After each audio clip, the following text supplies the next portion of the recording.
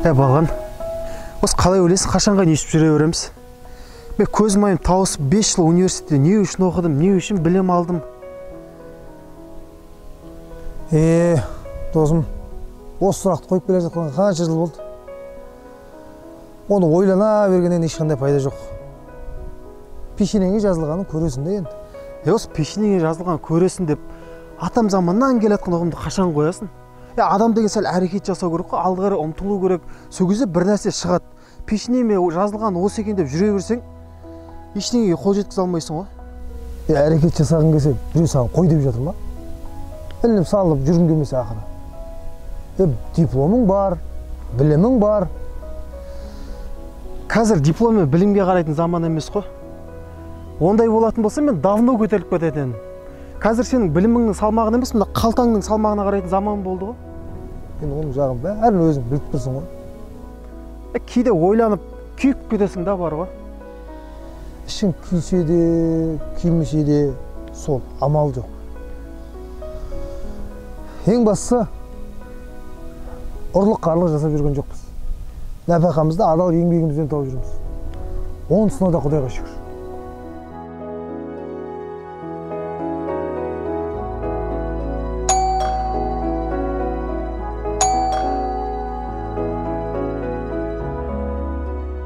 Саламатсыз ба, Гүлжан апай, келіңіз. Қалайсың, Салтанат? Жақсы, аман, өзіңіз қалайсыз? Жақсы, рахмет. Кірсеңізші ішке. Ой, жоқ, мен асығыс едім. Бір жерге кетіп бара жатыр едім. Салтанат, пәтердің ақысын не істедіңдер, таптыңдар ма? Білесің ғой, менде уақытылы төлеуім керек, сендер уақытынан асып кеттіңдер. Кредитім бар, төлейтін. Гүлжан апай, кішкене сабыр ете тұрыңызшы, өтініш. Жақын арада төлейміз. Айдос келсін, екеуміз ақылдасып, сізге бір хабарын айтайық, иә? Айналайын, Салтанат. Менің де басымнан қиындықтар өткен. Сендерді де қинағым келмейді. Оның үстіне менің де төлемдерім бар, төлейтін, білесің ғой? Түсінемін ғой, Гүлжан апай. Бірақ өтініш бізге кішкене бір уақыт беріңізші, иә? Жарайды, онда 1-2 күн күте тұрайын. Бірақ 3 күннен кейін дайындап қойыңыздаршы. Хорошо, рахмет. Жақсы, онда сау бол, Салтанат. Сау болыңыз.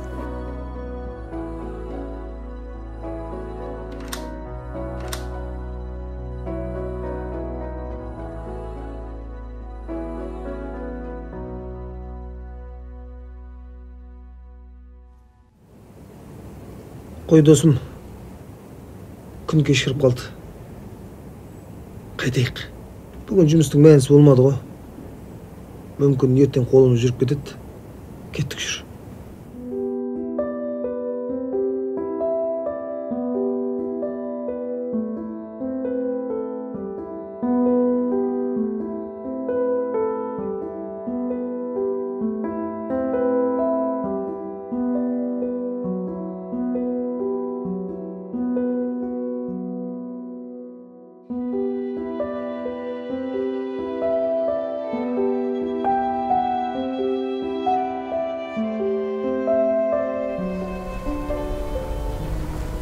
Ау, Салтанат, не болды? Жоқ, бүгін қатты жұмыс болған жоқ. Азынаулақ бар, я. Қант пен майма. Жарайды, қазір алып барам. Жақсы, досым. Мен дүкенге кіріп шығайын, ертең жолыққанша. Болды, жарайды, досым. Сау бол. Салтанатқа сәлем айт. Бәлкім, біз үйге жүресің, тамақ ішіп кішкене әңгімелесіп дегендей. Жоқ, досым, сөйлесің, бара бер. Мен де ертерек үйге баруым керек. Білесің ғой, анашымды соңғы кезде денсаулығы болмай жүр. Жақсы, анаңа сәлем айт, сауық бітсін. Жақсы.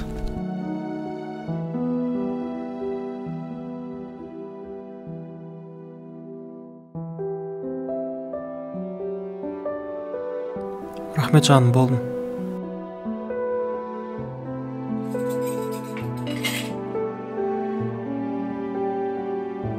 Тамағың өте керемет бопты, Салтанат, рахмет. Ас болсын, жан. Кішкене еттің болмай тұрғаны, бесе бұдан да дәмді қылып істеп берер едім. Сенің қолыңнан ішкен қара сумен жеген қара нанның өзі мен үшін өте дәмді ғой. Сәл шыдашы, бәрі жақсы болады. Екеуміз қол ұстасып бұл қиындықтардың барлығын өтеміз. Айтпақшы, бүгін пәтердің иесі Гүлжан апай келді. 3 күннен кейін қайтып келем дейді. Пәтердің ақшасы дайын тұрсын дейді. Не істейміз, Айдос? Бір мәнісі олар, уақыты келгенде көреміз. Айтпақшы, сен бір жұмыспен сөйлестім деп жатыр едің ғой. Хабарластың ба? Барып келдім ғой. Бірақ ол жақта тәжірибесі бар адамдар керек дейді. Басқа варианттар бар енді, соған барып көрем ертең. Жарайды, мен шаршадым. Барып демалайыншы. Жұмыс істегеннен қарағанда жұмыс істемеген адам қаттырақ шаршайды екен ғой. Рахмет саған.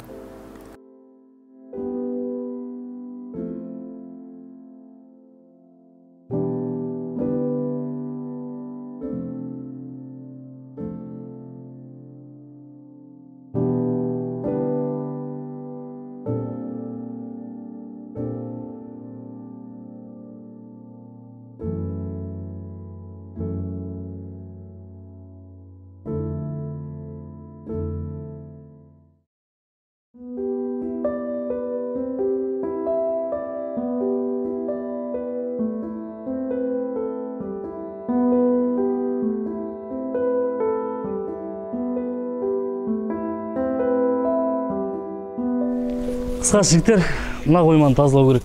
Уақыт тығыз. Кешке жаңа товарлар келеді. Наның ішін жақсылап дайындап қою керек.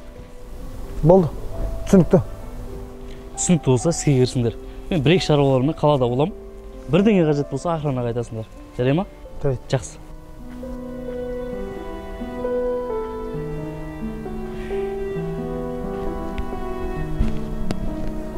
Не тұрс? Ұрыста тұрыс жоқ.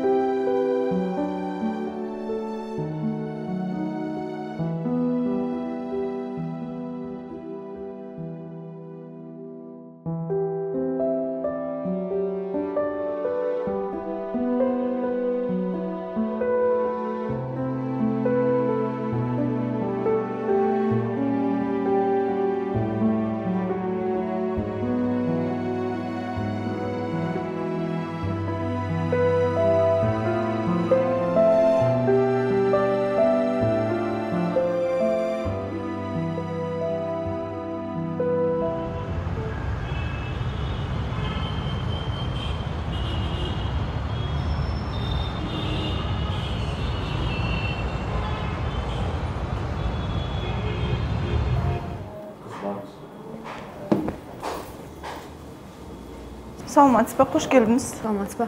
Мен жұмыс жөнінде келген едім. Қазір осы жерде күте тұрыңыз, мен администратор шақырып келемін.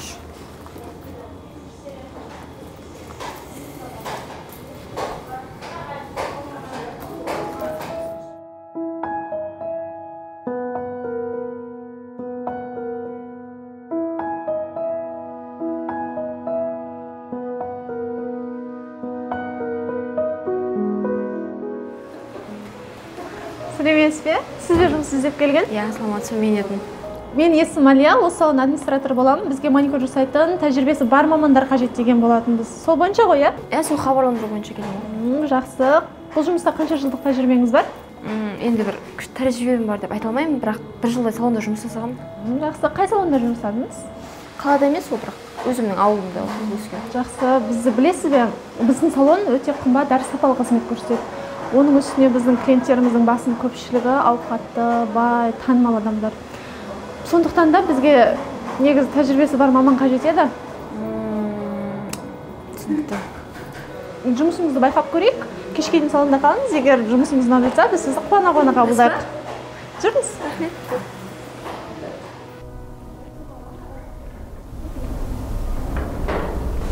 Так. Сенікі. Жарайсыңдар жігіттер. Араларында біреуің электрик емессіңдер ма? Бастың үйінде кішкентай бір электриктің жұмысы бар еді. Азғанда айтқан есіне шығып кетті меніңше. Міне, Айдос, нағыз электрик десеңіз электрик, сантехник десеңіз сантехник. Қолынан келмейтіні жоқ. Точно ма? Істей аласың ба? Иә. Дұрыс болды ғой жігіттер. Бастықтан ұрыс естейін ба деп ем. Онда жүр кеттік. Бірақ мен құрал саймандарымды алған жоқ. Құрал сайман сол үйден табылады. Ең басты істейтін адам керек. Кеттік. Сен не істейсің? Мені қайтесің? Сен одан қайта бара бер. Мен үйге қайтайын. Анашым да үйде жалғыз. Давай. Кеттік, жүр.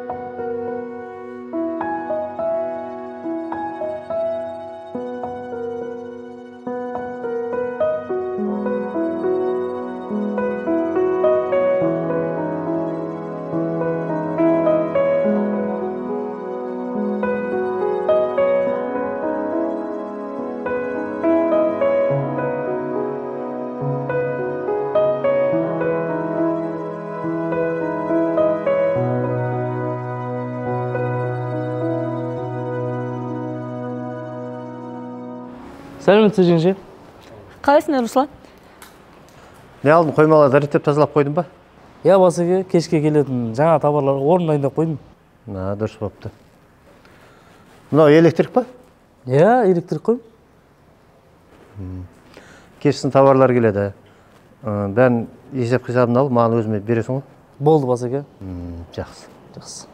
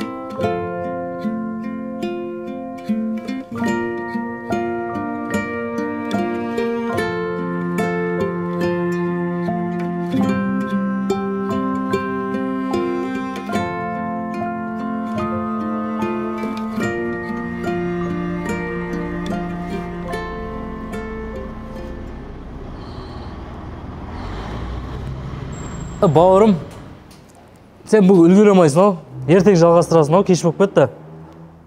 Негізі солай дұрыс болатын сияқты. Әлі біраз жұмыстар бар. Егер бастан қарсы болмаса, ертең келіп бітіріп берейін. Болды онда, мен басты қайтып көрейін онда, я?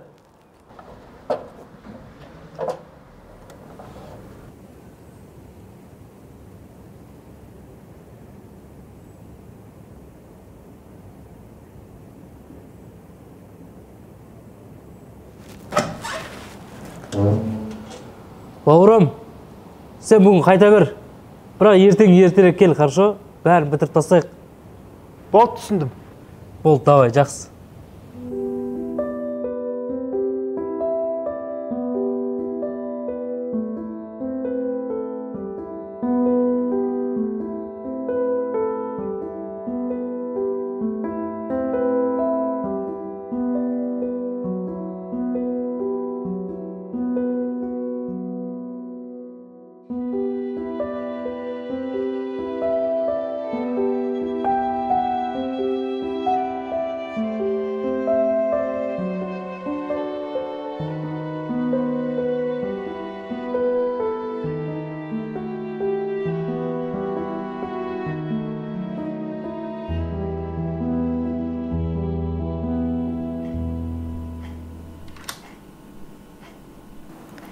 Келдің бе, Айдос? Неге кешігіп кеттің? Ерігіп жүрген жоқпын ғой, Жан. Жұмыстан келе жатырмын. Білем ғой, Жан. Жай сұрап жатырмын ғой.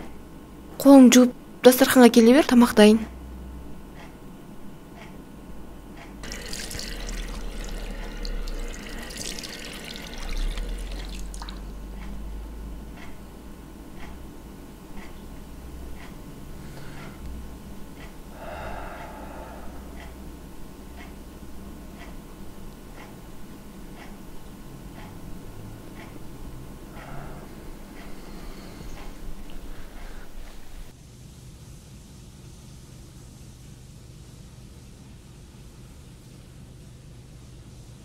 Айдос, менің күшті жаңалығым бар. Қандай? Мен жұмысқа тұрдым ғой. Қойш, қай жерге? Сұлулық салонына. Таңертең барғанмын ғой. Менің жұмысымды кешке дейін тексерді. Жұмысым ұнаған сияқты. Ертең таңертеңнен бастап келе беріңіз деді маған. Қысқасы былай болды ғой. Таңертең жұмысқа бардым.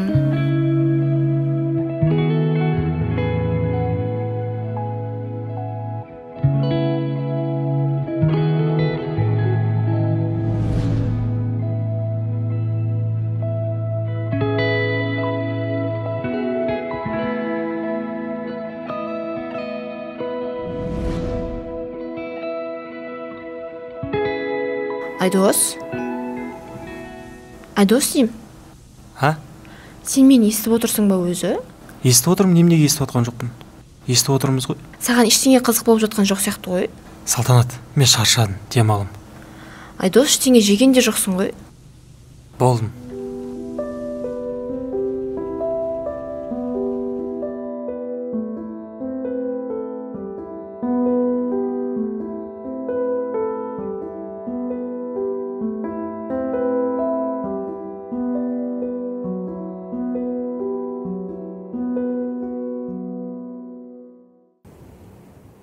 Ассалаумағалейкум.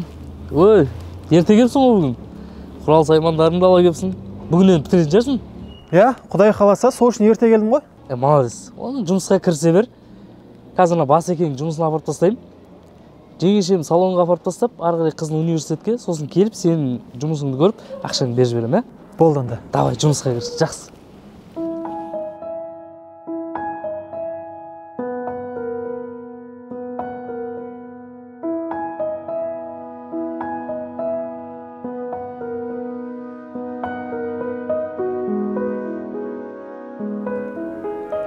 Саламатсыз ба? Ой, қалай электрик бала? Бүгін бітесің бе өзі? Иә, Құдай қаласа уайымдамаңыз, көңіліңізден шығатындай әдемілеп тұрып бітіріп беремін ғой, гарантиясымен. Жарайсың. Іске сат. Қызым, бола ғой, кешігеміз.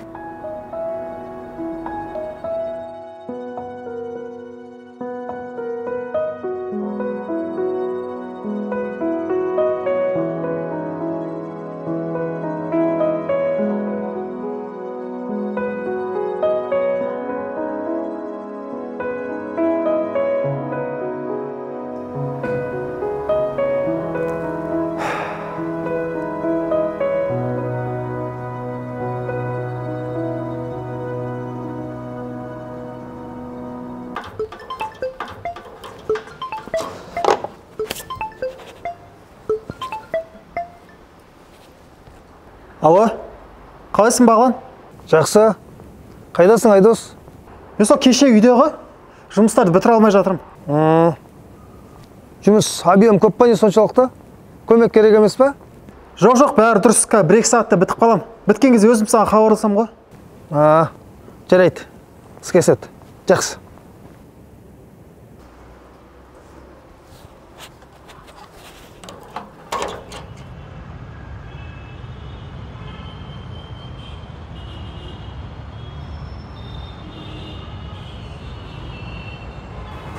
Сәлеметсіз бе, Клара ханым, қош келдіңіз. Қалайсыңдар қыздар? Маникюр? Жүріңіз, төрлетіңіз.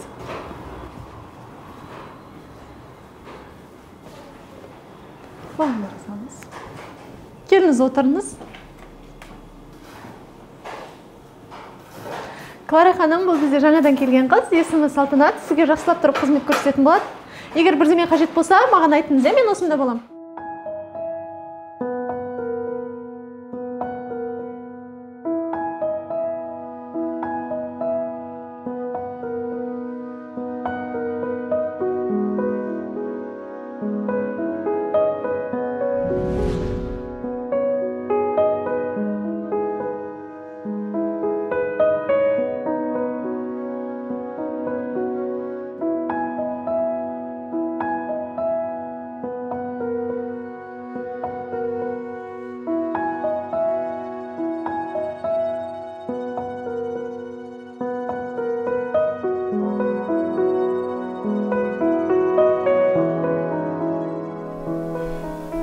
Бағлан, сен өмір бойы осылай жүре бересің ба? Түсінбедім. Сен маған үйленердің кезде қандай уәде бердің? Аспандағы айды алып берем дедің. Сосын қолына күнге жеткізем дедің. Кәні сол берген уәделерің бәрі. Аспандағы айды қойш, тым болмаса адам секілді өмір сүруден қалдық қой. Тапқан тиын тебені санап, қараның мен қара су ішіп, шешең жатса анау, аурудан басы шықпайды. Шаршап кетті, мен түсінесің ба? Айналыңа қараш, жұрттар сияқты өмір сүргін келеді, менде жарқырап жүргін келеді. Өмір бойы қатқан нан жеп, сенің ауру шешенің астын тазалау үшін туылған жоқпын мен. Не қарайсың? Өтірік па неме айтқаным? өзің сияқты жігіттерге қарасай, ақшаны күректеп тауып жүр. Сенің жүрісің мынау, Айдос екеуің қосылып алып, әркімнің лақтырған сүйегіне жармасып жүрсің.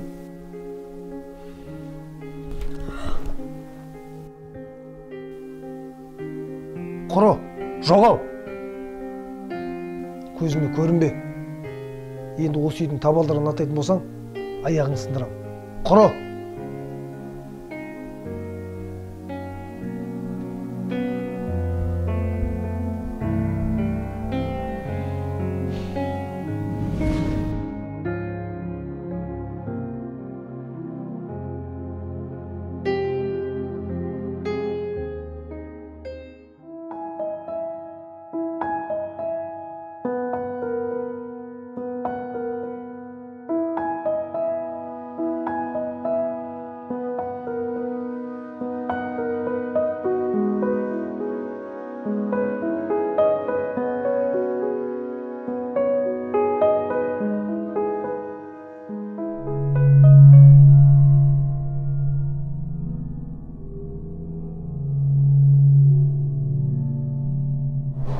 Ханым, сізде бәрі дұрыс па? Ханым.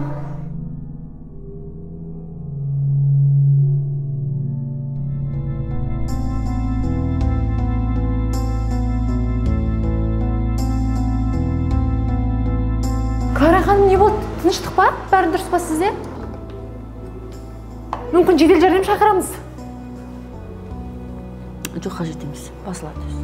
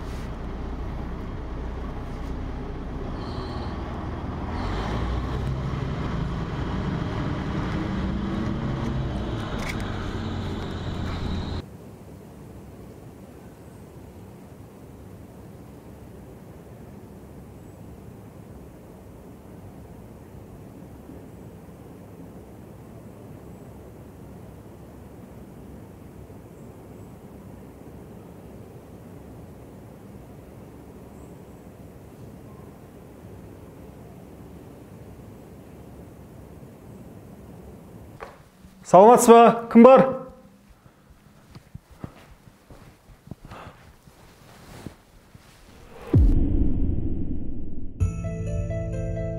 Әпке, әпке, әпке.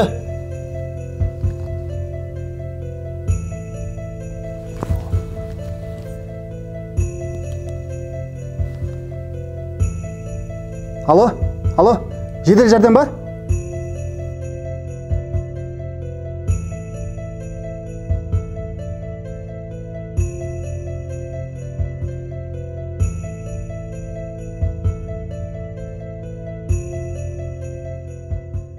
Бәрі жақсы, уайымдамаңыз, Рамазан мырза. Клара ханымды ауруханаға дер кезінде жеткізгендіктен қазір өміріне төніп тұрған қауіп жоқ. Бір-екі күн біздің бақылауымызда болсын, содан кейін үйге жібереміз. Рахмет, дәрігер. Рахметті маған емес, әйеліңізді осында алып келген жігітке айтыңыз. Егер ол жігіт дер кезінде жеткізбегенде жағдайы өте ауыр болатын еді. Уайымдамаңыз, бәрі жақсы болады. Сау болыңыз.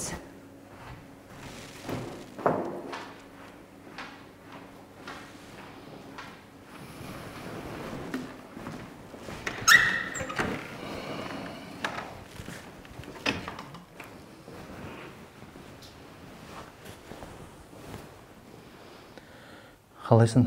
Дұрыс алайын дедім ба? Шүкір, жақсымын. Өзімді түсінбей қалдым. Бұндайым жоқ еді.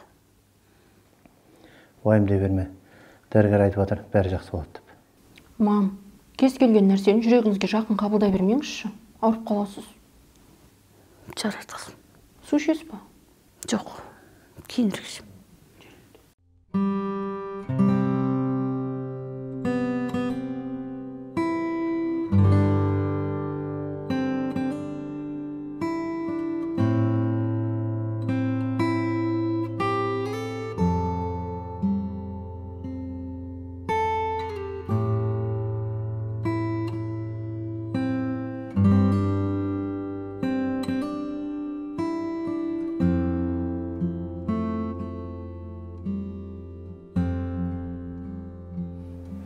Атың кім сенің? Айдос. Рахмет, Айдос. Жарайсың, сен болмасаң, жағдай басқаша болып кететін еді. Нағыз жігіт екенсің. Оқасы жоқ аға. Мен орнында басқа біреу болса да дәл осылай жасайтын еді ғой. Жалпы немен айналысасың, электриксің ба? Кез келген жұмыс қой аға. Қандай жұмыс болса соны істей береміз. Сол жамбауы ғой. Солай де, тұрақты бір жерде жұмыс жасамайсың ғой? Жоқ аға, тұрақты жұмыс жоқ. Сол қанша әрекет жасасақ та тұрақты жұмысқа мүмкіндік болмай жатыр ғой. Арнайы мамандығың бар ма өзі сен?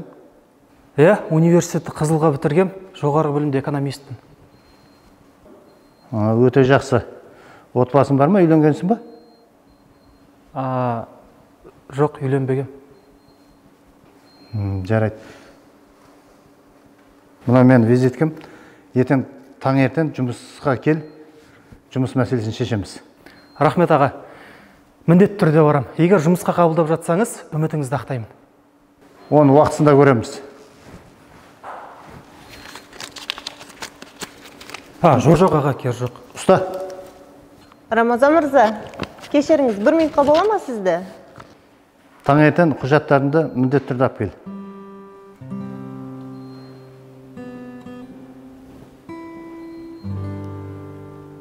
Менің есімім Әсем. Айдос. Өте қуаныштымын. Мен де қатты қуаныштымын. Демек, сені біздің үйге Құдайдың өзі жіберген болып тұр ғой, Жоқ. Анау Руслан бет, солғы мен алып келген. Үлкен рахмет саған, Айдос. Егер жедел жәрдемді уақытында шақырып, анамды ауруханаға уақытылы жеткізбегенде, жағдайдың қандай қиын болатынын дәрігердің өзі де айтты. Біз саған қарыздармыз. Қайда қарыздар, Әсем? Қиын кезде көмектесу әр адамның міндеті емес пе? Жақсы, көріскенше. Көріскенше. Ертең папама міндетті түрде бар.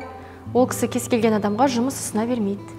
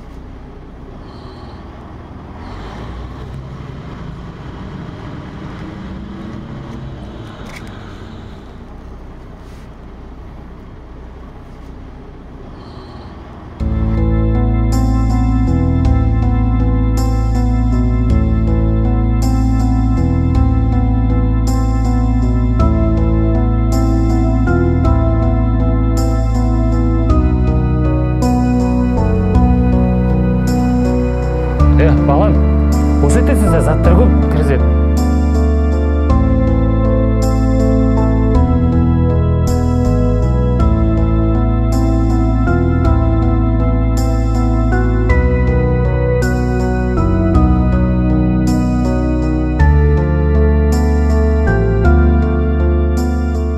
Салтанат.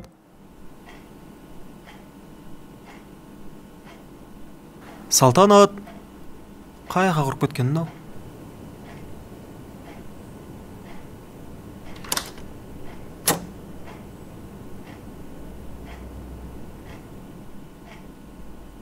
Жан, кеп қойғасың ба?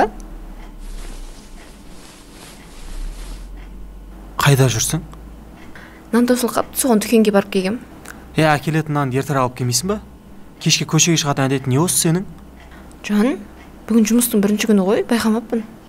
Байқамасаң ойың басқа жақта жүр да? Не болды, Жан, ашуланып? Ашуланып тұрған жоқпын, шаршап тұрмын.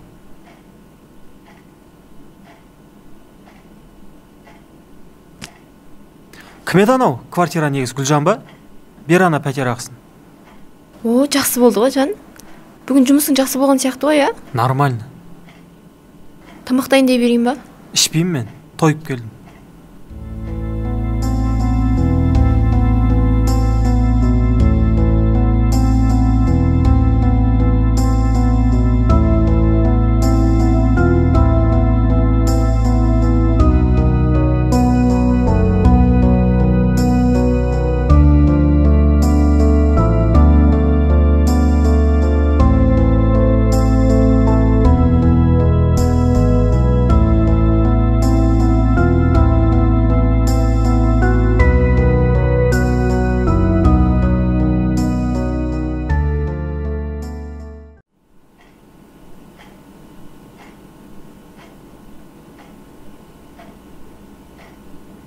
Әдем болып қайда шықтың, Жан?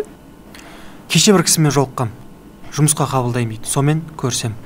О, күшті жаңалық қой. Бірақ кеше бұл жайлы айтпадың ғой маған. Салтанат, біріншіден, ол мен жұмысқа қабылдай ма, қабылдамай ма белгісіз. Екіншіден, мен әрбір басқан қадам саған айтуға міндетті емеспін. Айдос, не болды саған? Жай сұрап жатырмын ғой. 2 күннен бері біртүрлі болып жүрсің. Ашулысың ғой. Дипломым қайда менің? Қазір.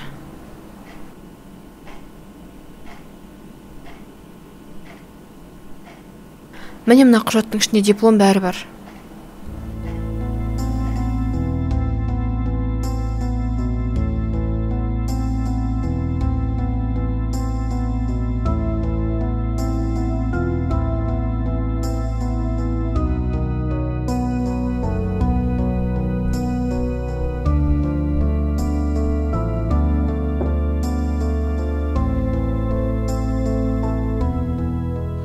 Анашым, ана тамағыңызды дайындап қойдым. Біраздан соң ішіп алыңыз, жарай ма? Сосын жанында 2 таблетка тұр. Тамақтан кейін оны да ішіңіз, ұмыт көтпеңіз. Егер дәріні уақытылы ішпесеңіз, оның әсері болмай қалады. Мен жұмысқа кеттім. Бағланжан, менің ақылымды тыңдасаң, Самалмен қайта қосылғаның дұрыс, шырағым. Анашым, осы әңгімені қозғамай қойғыш деп өтініп айтып едім ғой сізден. Мені мынау әлемге алып келген, түн ұйқысын 4 бөлген, ақ сүт беріп өсірген, аяулы жанды сыйламаған адамды мен ешқашан сыйламаймын. Алдағы күннің не боларын бір Алладан басқа ешкім білмейді. Мен ешкімге жамандық тілемеймін, бірақ оның да осындай жағдайға ұшырамайтынына кепілдік жоқ. Кез келген жақсылықтың да, жамандықтың да, пайданың да, зияның да Құдай тарапынан қайтарымы болады. Әр пенде неге лайықты, соның өтемін алады. Сондықтан анашым, бұл әңгімені қозғамай қойғыш, өтініш сізден. Әр нәрсені бір ойлап, жүйкеңізді шығарта бермеңіз. Жарайды, мен кеттім жұмысқа.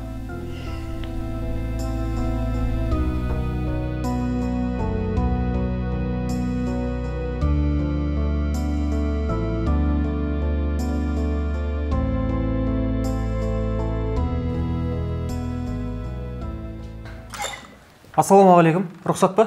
Айдос, кір, кел.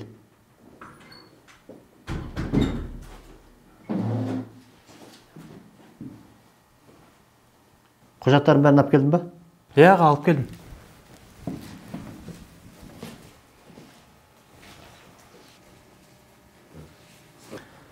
Қысқасы мынандай, біраз уақыт стажировкада жүресің, жақсы жұмыс қылып жатсаң, заң түрде жұмысқа қабылдаймын. Келістік па? Келістік аға. Сеніміңізді ақтаймын, оған күмәніңіз болмасын. Жарайды. Бірақ еркелікті көтермеймін. Тәртіп барлығыңа бірдей. Есінде болсын. Түсіндім аға. Аға, тыңдап тұрмын. Мына жігіт бүгіннен бастап стажировканы өтеді. Құжаттарын қабылдап ал да, жоспарлау бөліміне алып бар. Рахмет аға.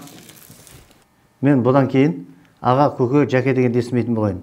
Мен Рамазан Асқарұлымын. Түсінікті ма? Түсіндім. Кешіріңіз, Рамазан Асқарұлы. Бара бер.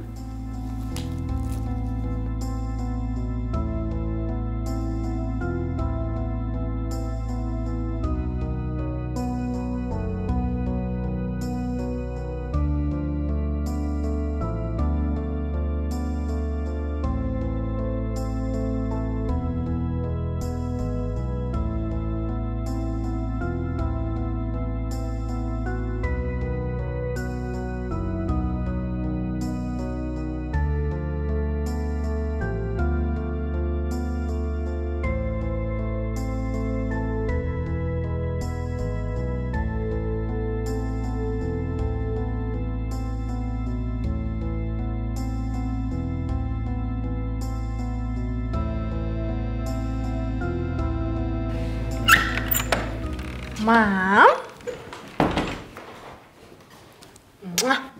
Қалайсыз?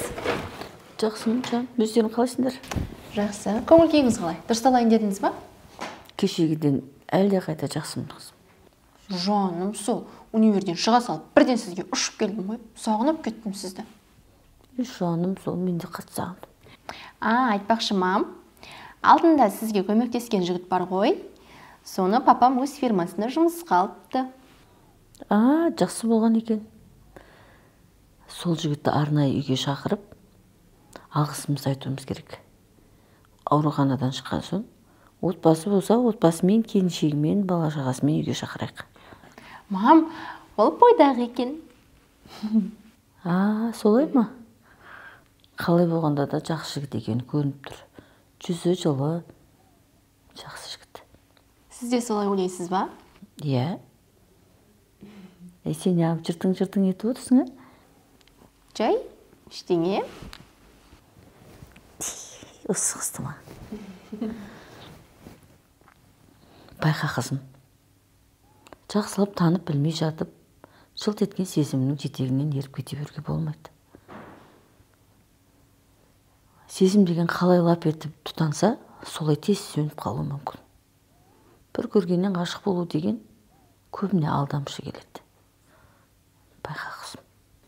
Мам, қойыңызшы. Папам үнемі айтады ғой. Мамаң маған бір көргеннен ғашық болып қалған әлі күнге дейін жанымда жүр деп. Қойшы папаңды. Ол маған ғашық болған ба? Мен оған ба?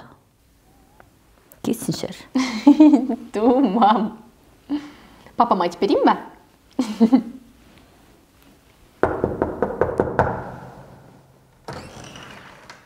Ассалаумағалейкум.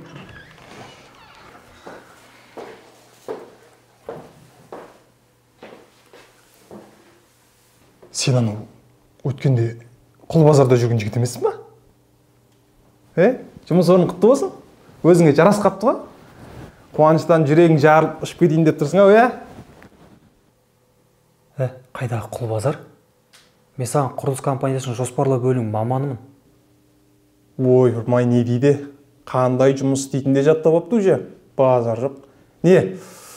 Айтпақшы, сіздің жұмыс істеп атқаныңызға қанша жыл болды? Бүгін бірінші күн. Бірақ көп ұзамай қызметте жоғарылайтыныма сенімдімін. Оған білім де жетеді. Ал сен қазірден бастап ара қашықты ұстағаның жөн болар. Не деген сөздерің ау? Сізден жұмысқа келмей жатып, бәріміз жұмыстан шығар жеріміздің бе әйтеуір? Мейлі қоя берші. Айтпақшы, өткенде складқа товар түсіріпсіңдер ғой? Соның есеп қисабы сенде екен ғой? Қыздардан сұрасам сенде деп отыр. Берші соны маған.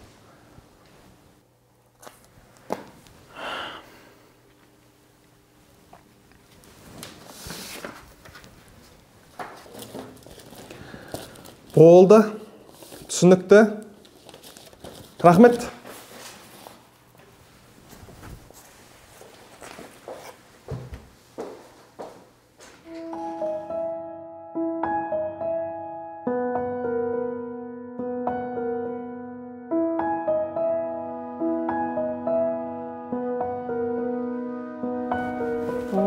Айдос, сәлем.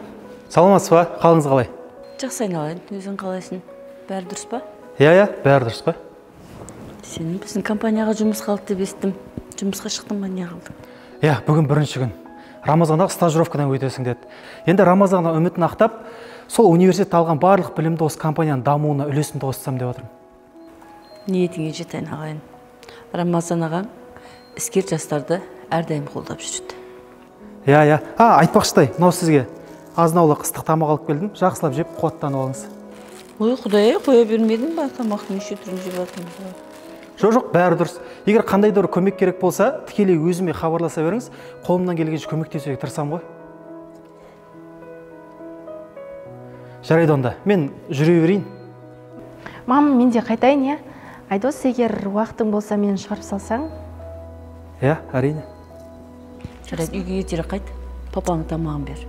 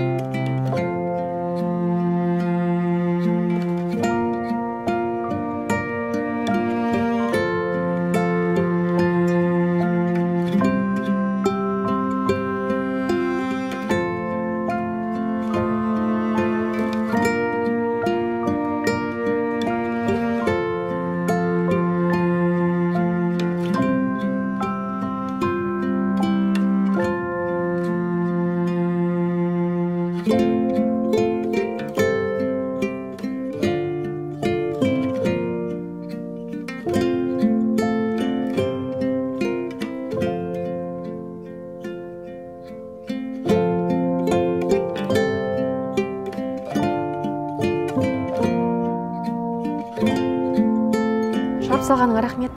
Үйге дейін апармай-ақ қой, папам көріп қояды. Сау бол. Сау бол. Бәлкім ертең жұмыстан кейін көрісерміз? Көреміз.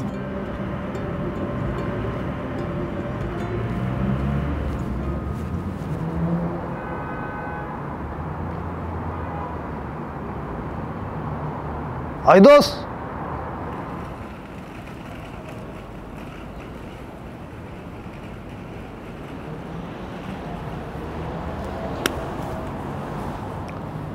Бағлан, сен мұнда не істеп жүрсің?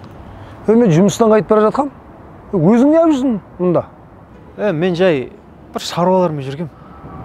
Мүлдем жұмысқа шықпай қойдың. Шырттай болып киініп алсың. Жаңағың кім? Танысым ғой. Жақсы танитын сияқтысың ғой, көрінбей кеттің ғой. Жұмысқа шықпай қойдың. Бағлан, мен саған айтушы едім ғой, ілініп салынып жүре бермеймін. Мен деген жоғары қызметке лайықты адаммын ғой. Иә, айтатынсың. Міне, енді сол ойым іске асып жатқан сияқты. Жалпы бір жоғары үлкен компанияға жұмысқа тұрдым. Бауырым, құтты болсын, сен үшін қуаныштымын. Сондықтан мен болашағым үлкен. Егер мен болашағымда барлығы жақсы болса, бәлкім саған да көмек тиіп қалар. Енді білмеймін, солай шығар. Солай. Жалпы менің жоғары қызметкер болуыма, бірақ сен ешқандай кедергің тимеу керек. Не айтып тұрсың? Менің саған қандай кесірім тиюі мүмкін? Тиюі мүмкін, Бағлан, тиюі мүмкін. Қалай? Демек, кесірім тимейсін десең, бүгінгі болған жағдайларда сен салтанатқа айтпайсың. Не? Түсінікті. Жай танысым де. Иә, әзірге жай танысым. Өзің де білесің, қазіргі заманда өздігімен ештеңе келмейді. Сондықтан да қандай жолмен болсын, әрекет жасап қалу керек. Салтанат ше? Мына тірлігіңді біліп қойса, соңы не болатынын білдің ба? Бағлан, әркім өз әйеліне жауап берсін. Жалпы бүгінгі болған жағдайларды біреу ашық ауызданып салтанатқа айтып қоймаса, онда ол ештеңе білмейді деген сөз. Ал менің жанымда ондай ашық ауыздар жоқ деп ойлаймын.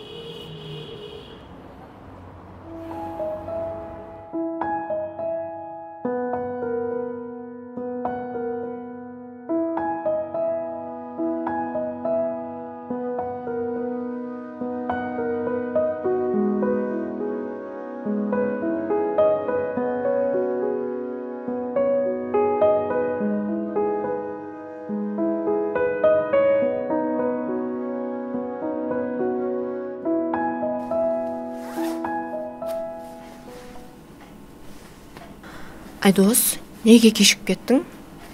Уайымдадым ғой. Уайымдаған нес? Не, мен жау жеп қоя ма? Ерігіп жүрген жоқпыз, айналайын. Енді өзің звондасам алмайсың. Бұлай кешікпейтін едің ғой. Жұмыста жүрмін.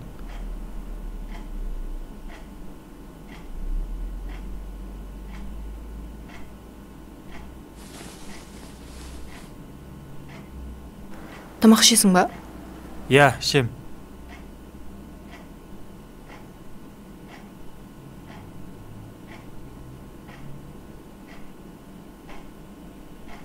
Айтпақшы, кеше бір жұмысқа шақырып жатыр дедің ғой. Бардың ба? Қабылдады ма? Әрине қабылдайды. Мен сияқты қызыл дипломы бар жоғары білімді экономистті кім жіберіп алғысы келеді? Ой, құтты болсын. Қандай жұмысқа тұрдың? Бір үлкен құрылыс компаниясында. Құжаттар жоспарлау бөлімінде, бірақ әзірге стажировкада жүрем. Жан, құтты болсын. Сен үшін өте қуаныштымын. Айтпақшы, бүгін жұмыста бір қызық оқиға болды ғой. Бір кісі келеді да прическа жасатуға. И бір кезде... Қойшы. Қайдағы бір жұмысыңды әлдеқандай қылмай қойшы. Әркімнің тырнағын шұқылап бояған сен де жұмыс істейсің ба? Болды, мен кеттім, шаршадым. Таңертең маған ерте тұру керек.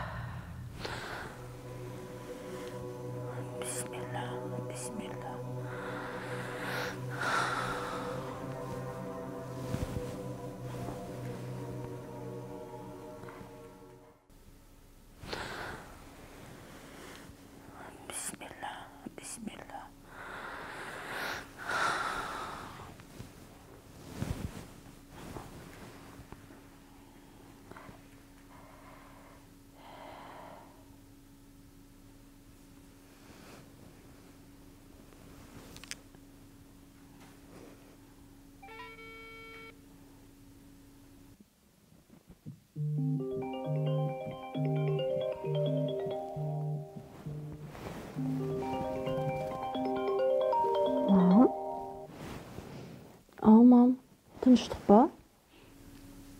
Қызым, қайдасыңдар? Үйдесің ба? Мам, үйде болмағанда қайда болам енді? Сағаттың қанша болғанын қарадыңыз ба? Тыныштық па? Папаң қайда? Папам ұйықтап жатыр. Өзіңізде бәрі дұрыс па, мам? Жайсыз түс көріп, сендерді уайымдағаным ғой. Бәрі дұрыс болса болыпты. Мам, айттым ғой сізге әр нәрсені бір ойлай бермеңіз деп, ауырып қаласыз. Жарайды қызым, қайырлы түн. Азанда ертерек тұрып папаң шайын бер. Жарайды, мам, берем. Қайырлы түн.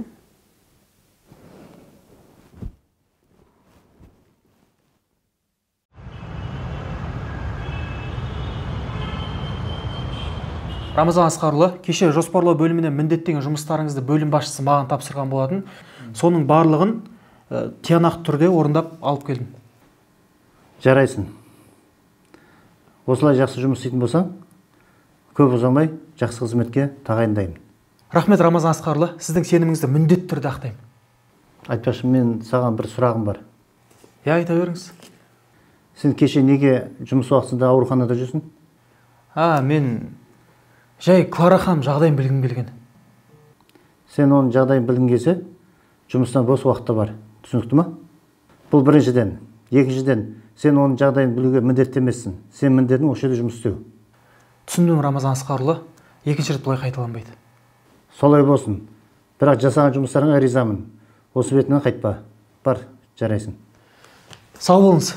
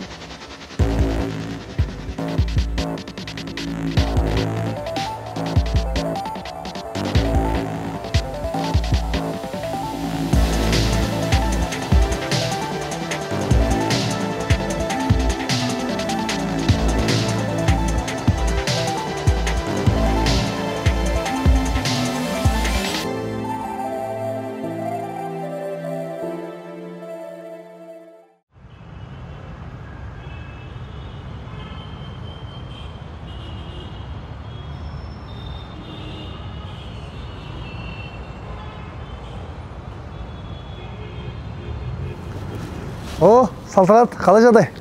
Жақсы, Бағлан, өзің қалайсың? Анаң жағдай қалай? Иә, шүкір, бір қалыпты.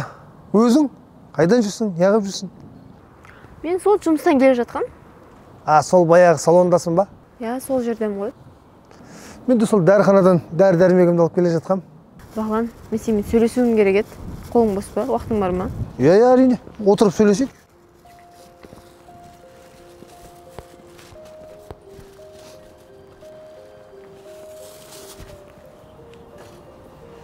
Иә. Бағлан, сен Айдоспен хабарласып тұрасың ба? Хабарласқанда, анда-санда, телефонмен дегендей. Не қылды? Тыныштық па? Айдос соңғы күндері қатты өзгеріп жүр. Анау құрылыс компаниясына жұмысқа тұрғалы отбасын мүлдем ұмытты. Маған көңіл аудармайды. Менің бар жоғым білінбейтін сияқты. Сырттан тойып келеді, үйден тамақ ішпейді. Бірдеңе сұрасаң айқайлап ұрсып береді. Не болып жүр оған? Білмедім, Салтанат. Бірақ оның өзгеріп кеткенін соңғы кездері мен де байқап жүрмін. Бірақ оған қалай олай болып жүргенін айта алмадым. Бағлан, сен Айдоспен мүмкін сөйлесіп көрерсің. Қанша дегенмен досың ғой, сені тыңдайтын шығар. Иә, әрине, сөйлесіп көрейін. Бірақ Айдос бұрынғыдай емес, қатты өзгерген. Осыдан 1-2 күн бұрын жолыққан кезде маған менсінбей қарап, басқаша сөйлегенін байқадым. Дегенмен Айдос жаман жігіт емес қой. Мен сөйлесіп көрейін. Сен уайымдама. Әлі-ақ бәрі жақсы болып кетеді. Мүмкін қазіргі ортасы кері әсерін тигізіп жүрген шығар. Кім біледі? Иә, мүмкін. Бірақ сен сонда да Айдоспен сөйлесіп көре, ол мені бәрібір тыңдамайды. Маған ақшасы көп, менің жанымнан табылмайтын Айдос емес. Бірде бар, бірде жоқ болса да, менің жанымнан табылатын Айдос керек.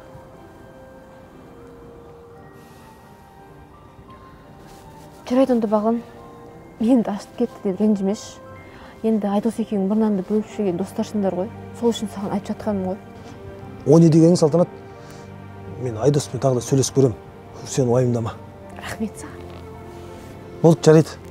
Мен де үйде қайтайын. Анашымды күтіп қалды. Жарайды.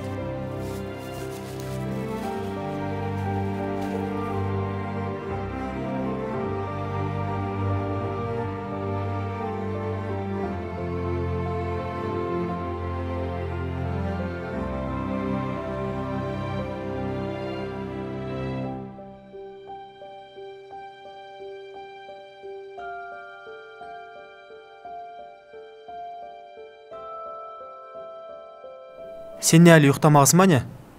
Қалай ұйықтаймын мен, Айдос? Білесің ғой сен кешіксең қатты уайымдайтынымды. Мен не саған уайымдайтын кішкентай балам ба не? Кешігем ба? Мен жұмыста жүрмін. Бұрынғыдай әркімнің жүгін тасып, туалетін қасып беретін бұрынғыдай Айдос емеспін. Мен қазір қызметкермін. Қанша рет қайталау керек саған? Айдос, отбасын ұмытып, үйдің бетін көрмейтіндей қандай қызмет ол? Соңғы рет дастархан басында күліп ойнап отқанымыз есіңде ма өзі? Қандай қызмет дейсің ба, а? Мынандай қызмет, түсіндің ба? Мынандай қызмет. Керек емес сенің бұндай ақшаң. О, сорлау. Саған қашаннан бері ақша керек емес болып қалған, а? Или бұрынғыдай пәтердің ақшасын төлей алмай, құр макарон жеп жүрген күндерің сағындың ба? Сен құтырайын деген екенсің. Ақшаны мен тауып жүрмін ба? Өзім білем, қашан келем, қашан кетем, сенің онда шаруаң болмасын.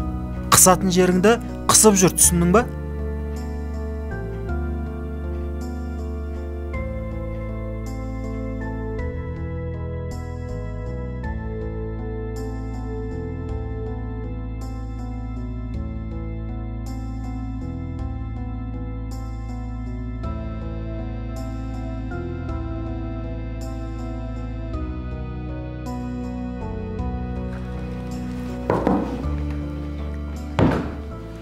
Ассалаумағалейкум досым. Кел, Бағлан. Бағлан, сен ренжіме, бірақ үстіңе сәл дені дұрыс киім киіп келсең қайтеді? Не дегенмен де үлкен компанияға келіп тұрсың ғой. Айдос, әркім тапқанын кет. Сен қашаннан бері мен киімме қарап сыйлайтын болғансың. Жарайды, өзің білесің. Не мәселе? Не үшін келдің? Тез айтшы, мен уақытым жоқ, жұмысым бастан асып жатыр. Мен де ерігіп жүрген жоқпын. Сен мен дос ретінде мүмкін бұрынғы дос ретінде әңгімелесейін деп едім. Айта бер. Айдос, кеше кездейсоқ қалада салтанатқа жолығып қалдым. Енді білесің ғой, досымның келіншегі маған да бөтен емес. Салтанат, сен екеуміздің бірге жұмыс жасап, бірге талай бір нанды бөлісіп жегенімізге куә ғой. Сондықтан да болар, ол маған біраз мұңын айтты. Не айтты? Не болды екеуің сырласатын жағдай жеткенсіңдер ме? Не жетпей жүр екен оған? Екеулердің араларыңа түскенім дұрыс емес шығар. Бірақ жан-жарымның жанынан табылып, оған көбірек көңіл бөлгенің жөн сияқты. Сен де маған бөтен емессің, Айдос. Екеуің бірге бақытты болғандарыңа мен де қалаймын. Енді қызметте өсіп, жоғарылағаныңа мен де қуаныштымын. Бірақ лауазыммен, уыс ақшамен бақыт сатып аламайсың ғой. Өзіңді білесің ғой, әйел деген гүл сияқты. Неғұрлым көбірек көңіл бөлген сайын, соғұрлым құлпырып, жайнай береді. Бағлан, сен маған семья туралы айтпай ақ қойшы. Соншалықты жанашыр болсаң, соншалықты жақсы адам болсаң, не үшін ажырастың? Мен саған ол бастан айтқам, әркім өз әйеліне жауап берсін деп. Салтанат екеуміздің арамызға мына сен араласып ортамызға түспей ақ қойшы, түсіндің ба? Болды, осымен әңгіме бітті. Есік анау. Шықта кете бер, мен жұмыстарым жетіп жатыр басымнан асып.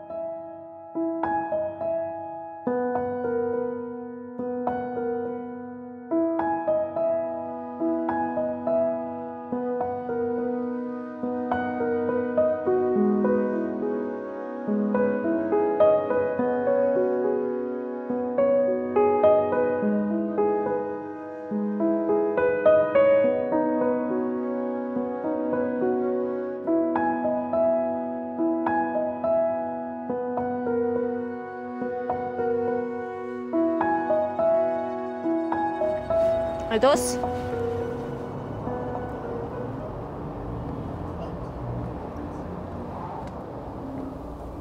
Салтанат, сен не істеп жүрсің мұнда? Айдос, түнде қайда болдың? Неге келмедің үйге? Қайда болушы еді, жұмыстамыз ғой. Айдос, сен неге маған өтірік айтып тұрсың? Мен ештеңе білмейді деп ойлайсың ба? Қандай өтірік? Не біледі екенсің осы сен? Кешегі көлігіңе отырғызып алып кеткен қыз кім? Сен де мен аңдитын боласың ба не? Түк білмегенде өтіріктен жалтармай-ақ қойшы. Мен бәрін білем, мен бәрін көрдім. Кім ол кешегі қыз? Ал, жай танысың, онда тұрған не бар? Онда неге қандай қыз деп түк білмегенсіп тұрсың? Салтанат, қашаннан бері мен аңдитын боласың? Не керек, не жетпей жүр саған айтшы? Қалай не керек өзі, Айдос? Сен өзің күнәңді түсінбей тұрсың ба? Бейтаныс қызбен кетесің, түнде үйге келмейсің. Сен үшін бұл нормальный ма? Сонда бөтен қызбен кетсем міндетті түрде жаман нәрсе болу керек па не? Сенің ойың неткен арам болып кеткен, а? Мен сонда не ойлауым керек, Айдос? Сенің соңғы кезде қылықтарың бәрі осындай ойға жетелейді. Үйге келгің келсе келесің, келгің келмесе келмей қоя саласың.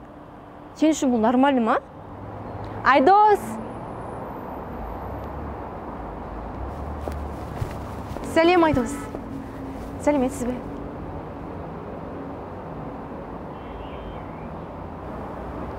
Тыныштық па, Айдос? Не болып жатыр? Тыныштық. Мына кісі кім?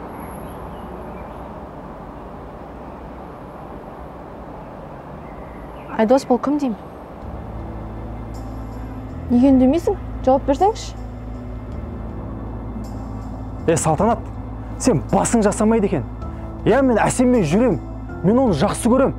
Мен Әсеммен жүргеннің арқасында сенің қарның тоқ, уайымың жоқ, білесің ба? Әлде бұрынғыдай пәтердің ақшасын төлей алмай, жейтін наның мен майыңа дүкенге қарыз болып, әр күнге жүксірім болып жүрген өміріңді ұмытып қалдың ба? Бәлкім саған ондай өмір ұнайтын шығар, бірақ маған ұнамайды, түсінесің ба? Мен ондайға шыдай алмаймын, шыдағым да келмейді, түсінесің ба? Отбасыңның берекесін кетіріп, 200-лікпен тапқан ақшаның маған бір тиынға керек жоқ. Бірде бар, бірде жоқ болса да, адал еңбекпен тапқан ақша керек маған. Ақыры ғашығыңды тауыпсың ғой, екеуің бірге сол байлыққа белшенен батып жүре беріңдер. Бұдан кейін маған жолаушы болма, көзіме көрінбе.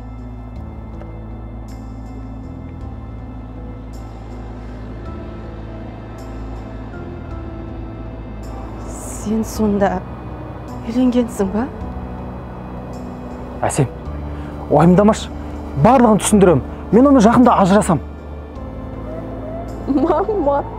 Әсем, сенші маған. Айттым ғой, мен оны жақында ажырасам. Мүмкіндік берші. Әсем. Жақындама.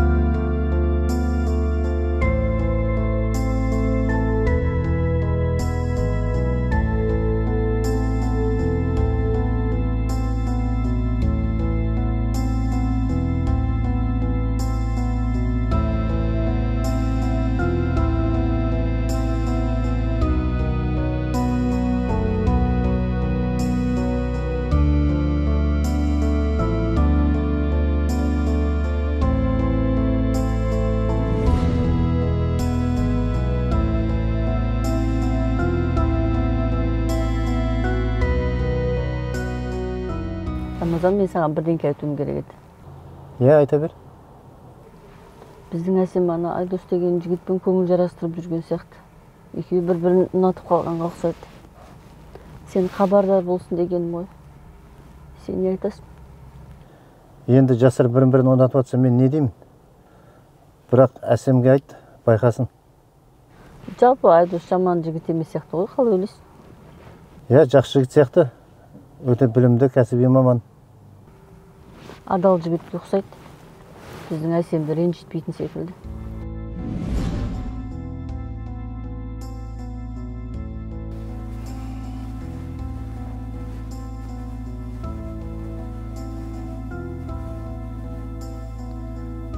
Не болды? Тыныштық па?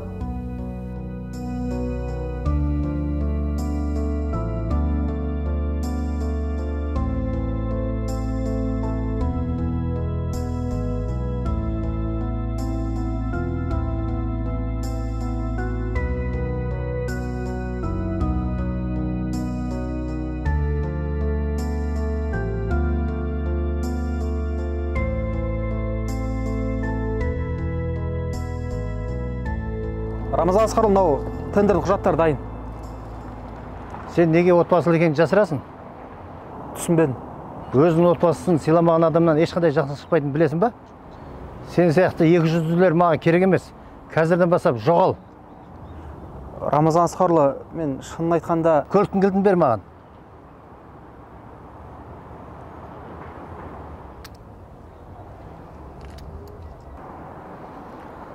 Одан кейін мен көзіме көрінбе. Мен аға... Жоғал.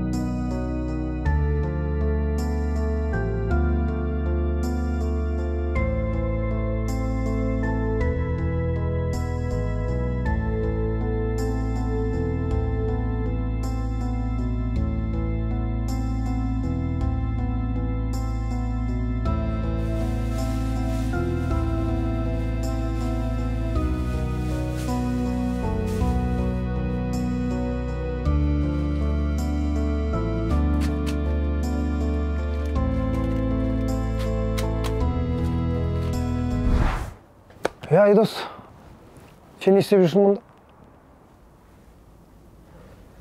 Білмеймін.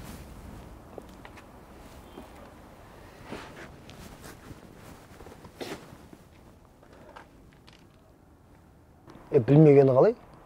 Үлкен компанияда жұмыс істейтін адам мұнда не ағып жүр деймін да? Бағлан, енді ешқандай компания жоқ. Қалай жоқ? Солай жоқ. Тыныштық па? Түсіндіріп айтсай? Қысқасын айтқанда бәрі бітті. Енді компанияда жоқ, қызметте жоқ. Барлығы көз алдымнан бұлбұлдай ұшып кетті. Неге? Бәріне өзім кінәлімін. Арамдық алға баспайды екен. Тек жазығы жоқ Әсемнің жүрегін жаралады. Әсем деген кім? Баяғы қыз ба? Ол қыз тек әкесінің байлығы қызмет үшін пайдаланғым келген. Негіз ол өте жақсы қыз. Тек менің 200 екенімді кеш білді. Негіз білмейтін де еді, салтанат болмағанда. Өтіріктің өлшемі бір тұтам демекші, бәрібір қулығым ертелемегеш ашылатын еді. Тек Әсемнің жүрегін жаралап кеткенім дұрыс болған жоқ. Сен ол қызда... Жоқ, жүрегін жаралағанды айтамын. Негізі Рамазан аға да, Клара әпке де өте жақсы кісілер. Ақ көңіл. Сол кісілер ренжіткенім үшін өз-өзімді кәдімгідей жек көріп отырмын. Салтанат ше? Оның жағдайы не болып жатыр? Салтанат бәрін көрді, білді. Енді маған қатты ренжулі. Ол мені кешіре ма, кешірмей ма, белгісіз. Айдос. Қателігіңді ертелі кеш түсінгенің дұрыс болыпты. Қолдағы бар алтынның қадірін білейік та. Жанымызда жүрген асылымызды бағаламай, оны алыстан іздейтініміз өкінішті. Отбасында жылылық орнаса, жетпей жатқан дүниенің жоқтығы білінбейді. Кезінде сені тауып келген тиын тебеніңе қанағат етіп, қолынан келгенше сенің жағдайыңды жасауға тырысқан салтанаттан артық бақыт таба алмайсың ғой бауырым. Тәкаппар деген тамырыңды түбегейлі тоздырып жіберетін індет қой. Сондықтан қарапайым күн кешсең ешкімді алдамай, тапқан табысыңа шүкіршілік етсең, құдайдың да саған берер ризық несібесі таусылмайды. Барыңды бағаласай досым.